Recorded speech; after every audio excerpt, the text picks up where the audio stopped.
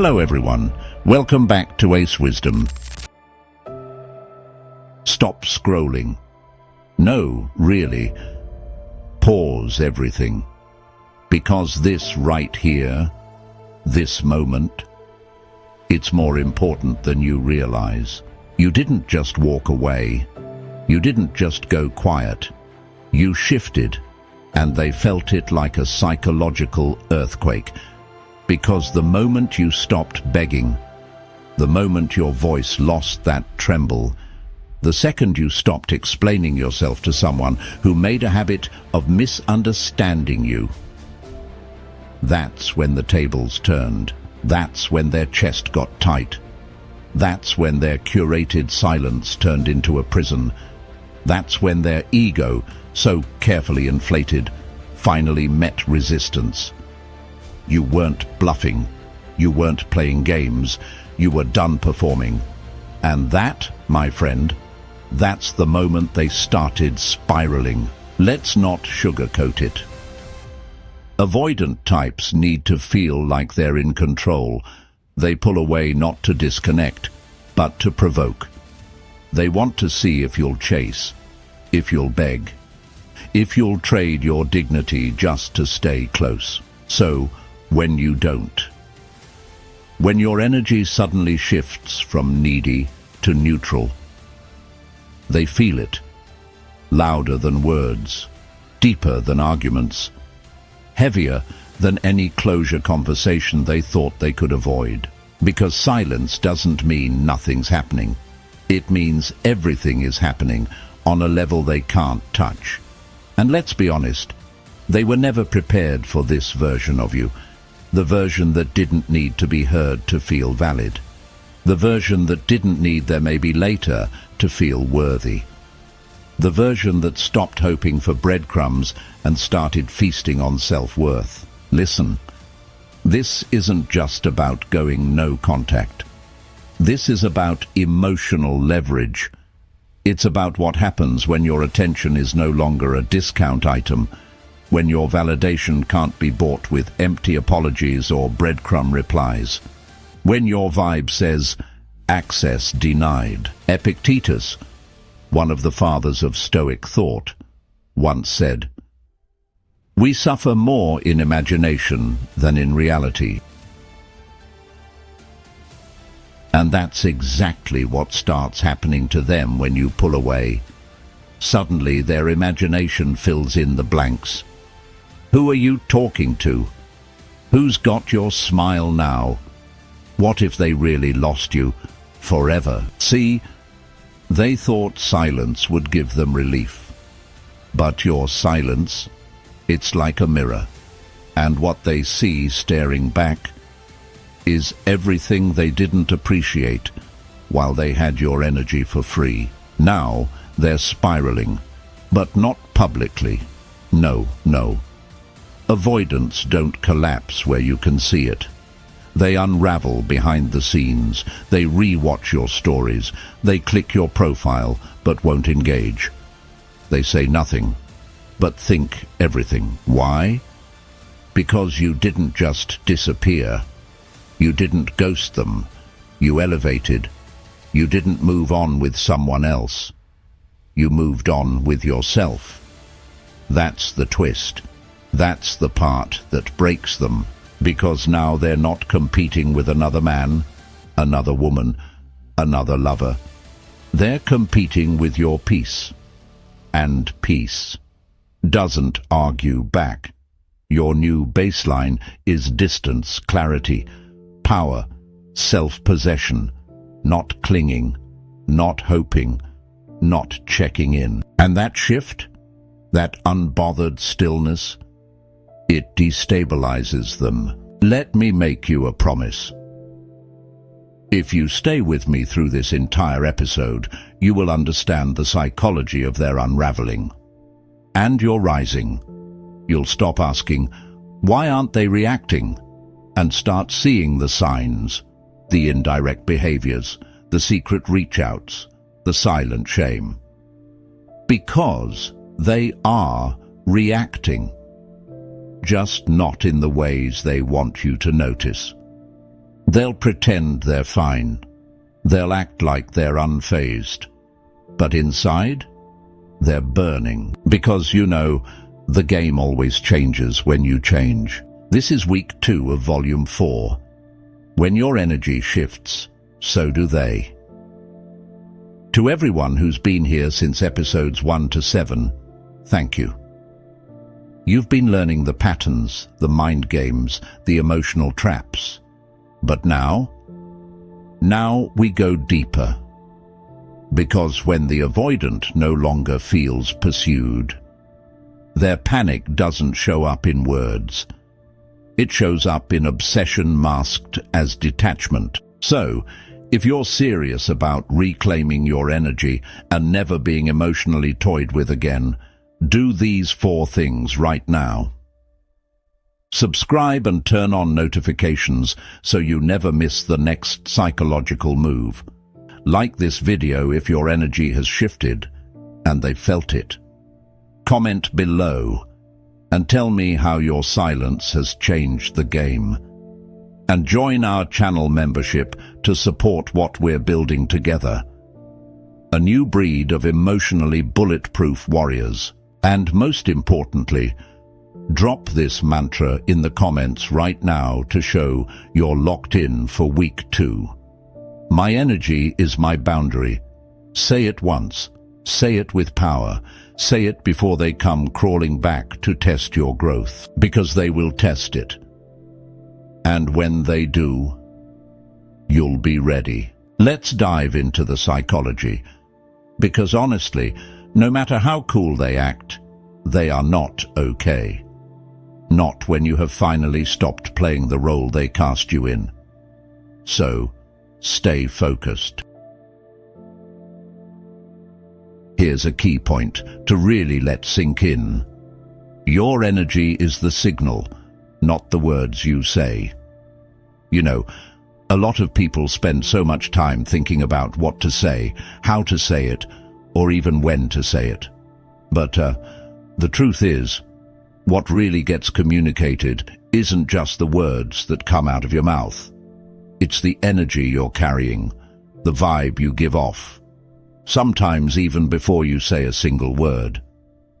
People can pick up on your energy, whether you realize it or not.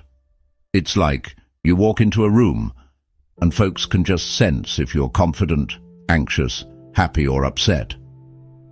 That's because your energy is always broadcasting, always letting others know where you stand, even when you're silent. So if you're trying to send a message or set a boundary, remember your energy is what people are actually responding to. Words might be ignored or misunderstood, but your energy, that's the real signal, and it can't be faked. So, yeah, focus on your energy, because that's what truly speaks for you. You need to understand this now. Your energy always speaks before your mouth ever does. You don't need to block them. You don't need to post some cryptic quote. You don't even need to tell them you're done. Because when your energy shifts, they feel it.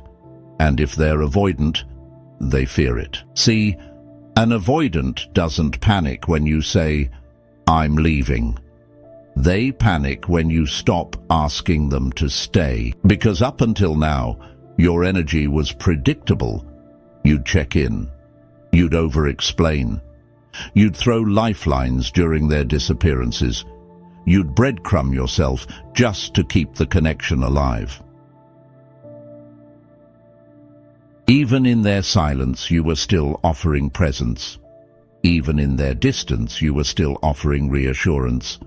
And that made them comfortable. But the moment your tone shifts, the moment you don't respond right away, the moment your texts no longer read like emotional essays, well, that's when the cracks start to form. They start wondering, wait, what changed? Why does this feel different? Are they done with me? Understand, avoidance fear intimacy, but they feed off your pursuit. The chase isn't just flattering, it's reassuring. It tells them they can keep you close without ever getting too close. But when your energy shifts, you take that reassurance away. Now they're left with silence. Now they're left with questions. Now they're left with themselves. And guess what? They don't know what to do without your emotional labor propping up their ego. This is not about being petty. This is about being powerful. It's about taking back what you were leaking to someone who only loved the idea of you when it was convenient. Your calm becomes confrontational. Your boundaries become a threat. Your non-reactivity feels like abandonment because they can no longer control the narrative. They don't want the relationship back. They want their grip back. That's why they orbit. That's why they post things to trigger you. That's why they half reach, but never follow through. Because when your energy shifts, they're forced to face a truth they never expected. You stopped performing for their approval. And if they can't feel your emotional pull anymore, then they start to panic. Because now you feel unfamiliar. You're no longer the version of you that tolerated confusion, excuses, and bare minimum effort. You're no longer handing out clarity to someone who fed you fog. Marcus Aurelius said, "The soul becomes dyed with the color of its thoughts." And when your thoughts shift from, "How can I get them back?" to, "Why did I tolerate that in the first place?" That's when your energy becomes magnetic. Not to win them back, but to attract everything you deserve. Your new energy doesn't chase, it chooses. And that's exactly why they're spiraling, because they just lost access to the version of you that kept showing up, even when they didn't. Key point 2. Avoidants crave control, but your detachment destroys it. 500 words. Avoidants don't crave love. They crave control. Emotional distance is how they manage connection, on their terms. But when your energy shifts, that entire illusion collapses. See, in the mind of an avoidant, the dynamic was always tilted in their favor. They decide when to text. They decide when to be ready. They decide how deep the connection goes. And you're expected to adapt. Wait. Be understanding, be available even when they're not. They never had to ask for your devotion because you were already giving it. And that certainty gave them power. But here's the paradox. Avoidants fear closeness, but they also fear losing their grip on you. They want to feel wanted without having to give too much in return. So when you were anxious, chasing, emotionally available on cue, they felt secure, not in love, but in control. And then you flipped the script. You stopped explaining yourself. You stopped reacting to breadcrumbs. You stopped giving them that sweet, addictive hit of reassurance. And that, right there, is when the panic sets in. Because now they're not sure where they stand. Now they're not sure what you're thinking. Now their little comfort zone, the one built on you performing for closeness, is gone. And avoidants hate uncertainty.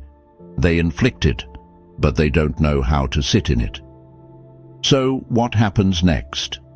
They might post more selfies, start breadcrumbing you again, flirt from afar without real intimacy, or try to provoke a response just to check if the strings still work. But underneath that cool, detached surface is one simple fear. I've lost control of this person. Seneca wrote, "No man is free who is a slave to his passions." And right now your avoidant ex is chained to the illusion of control they once had over your emotions. Now that you've detached, they're spinning. And here's the kicker. They won't say a word. Because to admit they feel anything would shatter the narrative that they're over it. But you'll see it in their behavior. The lurking, the sudden reappearing, the strategic silence. That's not confidence, That's disruption. You've disrupted the power balance. You've flipped the dynamic. And now they're the one watching you, feeling unsure, feeling out of control, wondering when you became so calm, so unmoved, so gone. Because when your energy detaches from a situation that was built on emotional imbalance, it's not just a shift, it's a power quake, and they can feel the aftershocks. Even if they'll never admit it out loud, let them wonder, let them spiral. You're not being cold, you're being clear, and clarity. That's something they were never prepared to face. Key point 3. Your calm is their chaos, because it exposes their games. 500 words. Here's the truth most people miss. You don't need to react to destroy them. You just need to stay calm. Because you're calm, that's what exposes them. See, avoidants thrive in emotional confusion. They create tension, withdraw without warning, push and pull. Not always maliciously, but instinctively, because emotional chaos keeps them in the driver's seat. They don't need control of the relationship. They just need control of how you feel inside it. But when you stop biting, when you stop questioning, when your energy no longer spikes in response to their emotional distance, that's when their whole game falls apart. Why? Because they were counting on your reactivity. They expected the late-night, "Are you okay?" texts. They expected you to double down on your love every time they got distant. They expected you to need them to feel secure. And now, you're calm. You're unbothered. You're not feeding the game anymore. And in that stillness, they feel exposed. No more smokescreens, no more distractions, just their own reflections staring back at them. Your calm forces them to sit with what they've done, with how they've treated you, with how little effort they gave, and how quickly you evolved once you stopped begging for clarity. It's no longer about getting them back. It's about holding a mirror up to the chaos they tried to normalize. Think about this. When someone is used to you chasing, your silence becomes terrifying. Because now they're the one wondering, did I go too far? Why are they not reacting? Who are they becoming without me? Your calm becomes confrontation, without a single word. And that's what messes with them the most. Because they can't argue with silence. They can't gaslight your peace. They can't manipulate what you no longer emotionally invest in. Lao Tzu said, "Silence is a source of great strength." And in your case, that silence has become your sword. You're not punishing them, you're prioritizing you. And the irony? You were never asking for too much. You were just asking the wrong person. They thought you'd always play along. They thought they could disappear and reappear without consequence. They thought they could drip-feed affection and still own your heart. But now you don't flinch. Now you don't engage. Now you watch. And that distance you hold, that calm that radiates off you, it cuts deeper than any paragraph you could have sent. Because now they know you figured them out. And once the game is exposed, the power dies with it. So stay calm. Let them implode in silence. Because this time, you're not playing anymore. Key point 4. When you stop playing the role, their identity starts to unravel. 500 words. Here's something they'll never say out loud. You weren't just their comfort, you were their identity mirror. Every time you chased, every time you forgave too fast, every time you over-explained just to be understood, you were feeding a version of them that needed you weak, predictable, and emotionally available on demand. You were their audience. You were their proof that they still had it. You were their self-worth safety net. And they loved that role you played. The loyal one, the understanding one, the always waiting, always texting, always hoping one. But when your energy shifted, when you stopped playing the part, suddenly they were left with someone they didn't recognize. And here's what makes avoidance spiral. When you become unfamiliar, they can't control you anymore, because the version of you they built their emotional script around, that version is gone. And that's where the unraveling begins. See, avoidants are emotionally avoidant, yes, but they're not attention avoidant. They want to be desired. They want to feel like the prize without doing the work. So when you rewrite the script, when you detach, when you stop romanticizing their potential and start observing their patterns, you stop giving them the identity boost they've secretly depended on. Now they're the one doubting themselves. Now they're the one wondering if they were ever enough. Now they're the one stalking your stories, wondering who TF this new version of you even is. Because you've stopped playing the role of their emotional caretaker. And that's where their ego takes the hit. Carl Jung once said, "People will do anything, no matter how absurd, to avoid facing their own soul." And you? You were the shield they used to avoid that very soul. Now that shield is gone. And the avoidant ex, who once felt powerful in your presence, now feels exposed in your absence. They'll never admit it. They'll try to act like nothing's changed. But behind that poker face is panic.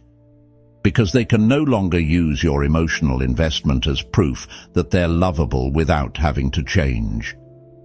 So let me say this loud for the ones in the back. Your silence isn't revenge. It's a reset. It's the moment you step out of their fantasy version of you and into your authentic self. And that new version, it's no longer scripted for them. It's written by you. So if you're watching this right now, type this in the comments and make it your mantra. I am no longer who they remember. Let it echo. Let it sting. Because the moment you stopped performing, they had no idea who they were looking at anymore. And that is their real loss. Key point 5. They don't miss you. They miss the version of themselves you made them feel like. 500 words. Let's make something brutally clear. When your avoidant ex starts panicking after your energy shifts, they're not missing you. They're missing who they got to be around you. You made them feel desired, even when they were emotionally unavailable. You made excuses for their inconsistencies. You gave them comfort, validation, forgiveness, on repeat. You did the emotional labor they never had to ask for. And that made them feel worthy without actually being accountable. They weren't in love with you. They were in love with the version of themselves you reflected back to them. You gave them emotional luxury they didn't earn. And when that luxury disappeared, when you stopped mirroring back their best self, suddenly they didn't feel so secure anymore. Now they're haunted by their own reflection, not the one you nurtured, but the real one, the one that avoids, runs, sabotages and withdraws when connection gets real. They don't miss your voice. They miss how heard they felt. They don't miss your touch. They miss how wanted they felt. They don't miss your presence. They miss how safe they felt knowing you'd always show up, no matter how poorly they treated you. But now you're not reacting. Now you're not explaining. Now you're not chasing the old version of them you once romanticized. And that means they have to sit with the reality of who they really are without you boosting them. And trust me, that reality is cold. It's not curated by attention. It's not propped up by forgiveness. It's not sheltered by your emotional generosity. Now they're stuck in their own loop, the same loop you used to be part of, the one where connection is terrifying and ego runs the show. But here's the difference. You grew. They stalled. You shifted your energy inward. You stopped rescuing their potential. You stopped trying to remind them how lovable they are, because now you're reminding yourself. And that right there, that's what they miss. They miss feeling like the good enough version of themselves, the one they only ever saw through your eyes. But now they don't get to borrow your light. They don't get to use your empathy as a shield. They don't get to feel secure in a relationship they gave half effort to keep alive. Friedrich Nietzsche said, "He who has a why to live can bear almost any how." And here's your why now. To stop being the mirror they use to avoid themselves. They had their chance. They used your love as a disguise. But now the mask is off. And without your energy, without your belief in them, they don't know who they are anymore. Let them miss it. Let them grieve it. Because you're becoming someone they don't even recognize anymore. Key point 6. Your detachment forces them to confront what they buried. 500 words. You want to know what truly haunts the avoidant after your energy shifts? It's not the silence. It's not your absence. It's not even the idea of you moving on. It's the mirror your detachment forces them to look into. A mirror they've spent their whole life avoiding. See, avoidants don't just run from others. They run from themselves. Every time things got too deep, too real, too emotionally present, they pulled away, they created distance. They cracked a joke, picked a fight, or ghosted entirely. Because vulnerability to them feels like danger. So they compartmentalize, they suppress. They tell themselves stories like, "It wasn't that serious. I just wasn't ready." They were too emotional. But the second your energy shifts, truly shifts, and you stop reaching, stop soothing, stop giving, all the things they buried start resurfacing. Now they have no distraction, no drama to hide behind, no emotional caretaker to regulate their shame. Now all they have is silence. And in that silence, all their guilt, fear, and emotional immaturity starts echoing back. They remember the good moments they brushed off, the effort they never gave, the time you cried and they pulled away instead of leaning in, the times you begged for clarity while they pretended not to understand. And that reflection? It's brutal. Because for the first time they have to confront this one piercing truth. They were never the victim. They were the one who ran. Your detachment doesn't just hurt them, it exposes them. It puts a spotlight on their emotional avoidance. It forces them to question what they pushed away and why. And the sick irony, they could have had it all. But they were so scared of being consumed by love that they destroyed the one person who was loving them unconditionally. So now they spiral. Not because you said something, not because you begged, but because you stopped. You stopped giving them a role to play.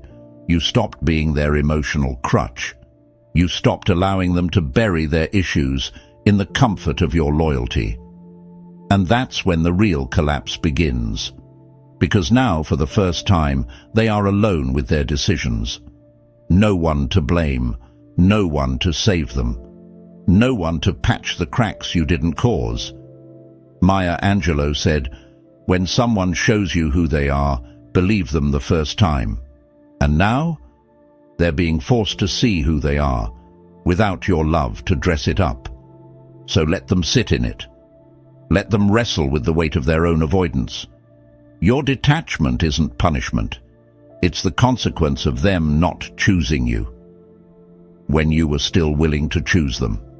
Now, you're done carrying what they refuse to face, and that's exactly what's tearing them apart. So now you see it. It was never just about going silent. It was never just about pulling back. It was about taking your power back and letting the silence do what your words never could.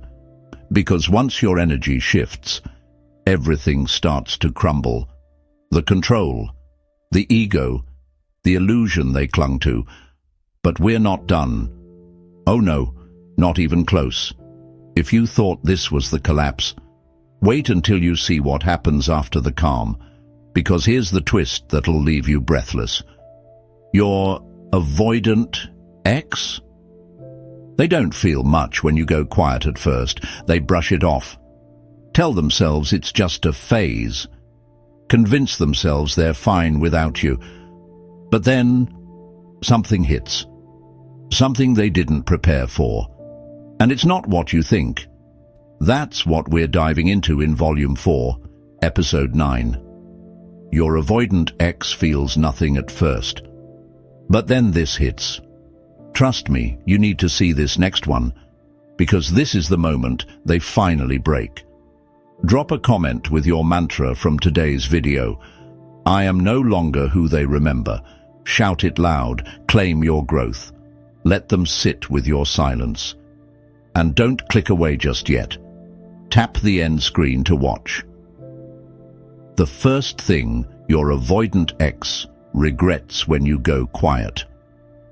That video will prepare you for the emotional shift that's already underway. Subscribe, like, share, and join our channel membership, link in the description, to help us continue creating this content for those who refuse to settle for emotional scraps. Because this isn't just no contact. This is your rebirth. And in this new chapter, they don't get to come back to the same version of you. Volume 4 continues, and so does your evolution. Let's go.